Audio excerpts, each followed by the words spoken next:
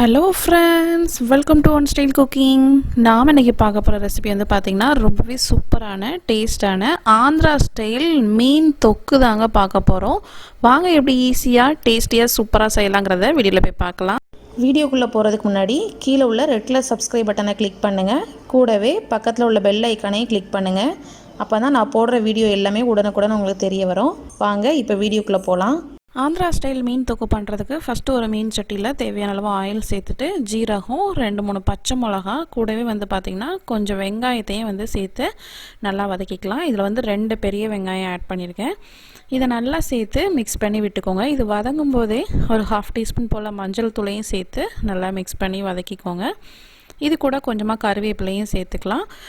கொஞ்சமாக வந்து ஒரு மிக்ஸி ஜாரில் இஞ்சி பூண்டு இது கூடவே வந்து வெங்காயத்தையும் சேர்த்து நல்லா ஃபைன் பேஸ்ட்டாக அரைச்சி அதையும் வெங்காயம் வதங்கினதும் இது கூட ஆட் பண்ணிக்கலாம். அந்த வெங்காயம் பேஸ்ட் சேர்க்கறதுனால உங்களுக்கு அந்த கிரேவி கன்சிஸ்டன்சி நல்லா கிடைக்கும். இது கூடவே 1/2 டீஸ்பூன் சில்லி பவுடரை ஆட் பண்ணியிருக்கேன்.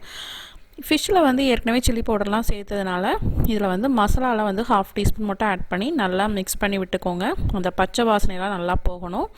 2 நல்ல பழுத்த தக்காளியை இதில் நல்லா அரைச்சி சேர்த்துக்கலாம். நாட்டு தக்காளி சேர்த்திங்கன்னா ரொம்ப நல்லாயிருக்கும். இந்த தக்காளியை நல்லா சேர்த்து நல்லா மிக்ஸ் பண்ணி விட்டுக்கோங்க. இந்த பச்சை வாசனைலாம் போகிற வரைக்கும் ஒரு 3 மினிட்ஸ் நல்லா மூடி வச்சு தேவையான அளவு உப்பையும் சேர்த்து நல்லா மிக்ஸ் பண்ணி விட்டுக்கோங்க. தக்காளியோட ரா ஃப்ளேவர்லாம் போகிற வரைக்கும் நல்லா வதக்கிட்டு இது கூடவே கொஞ்சமாக கொத்தமல்லி இலையும் சேர்த்து நல்லா வதக்கி விட்டுக்கோங்க. கூடவே வந்து கோரியாண்டர் பவுடர் 1 டீஸ்பூன் போல் சேர்த்து மிக்ஸ் பண்ணி விட்டுட்டு இது கூடவே வந்து பார்த்திங்கன்னா புளிப்புக்காக கொஞ்சமாக வந்து புளி கரைச்சி சேர்த்துருக்கோம். இது வந்து நம்ம நார்மல் நாட்டு தக்காளியாக இருந்துச்சுன்னா புளி ரொம்ப தேவையில்லை, உங்கள் டேஸ்ட்டுக்கு ஏற்றால சேர்த்துக்கோங்க. இப்போ அந்த புளியையும் சேர்த்து நல்லா மிக்ஸ் பண்ணி அந்த பச்சை வாசனை போகிற வரைக்கும் நல்லா மிக்ஸ் பண்ணி விட்டுக்கோங்க. ஆல்ரெடி ஃபிஷ்ஷில் வந்து உப்பு, மஞ்சள் தூள், மிளகாத்தூள் எல்லாம் சேர்த்து ஊற வச்சுருக்கு. இப்போ இது நல்லா ரா ஃப்ளேவர் போனதும் இதில் நம்ம எடுத்து வச்சுருந்த ஊற வச்ச ஃபிஷ்ஷையும் சேர்த்துக்கோங்க.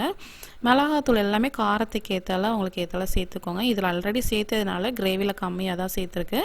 இப்போ இது எல்லா மீனை சேர்த்து அடுப்பை வந்து சிம்மில் வச்சு ஒரு 5 மினிட்ஸ் நல்லா மூடி போட்டு வச்சிங்கன்னா ஃபிஷ் வந்து ஓரளவு குக் ஆயிரும்.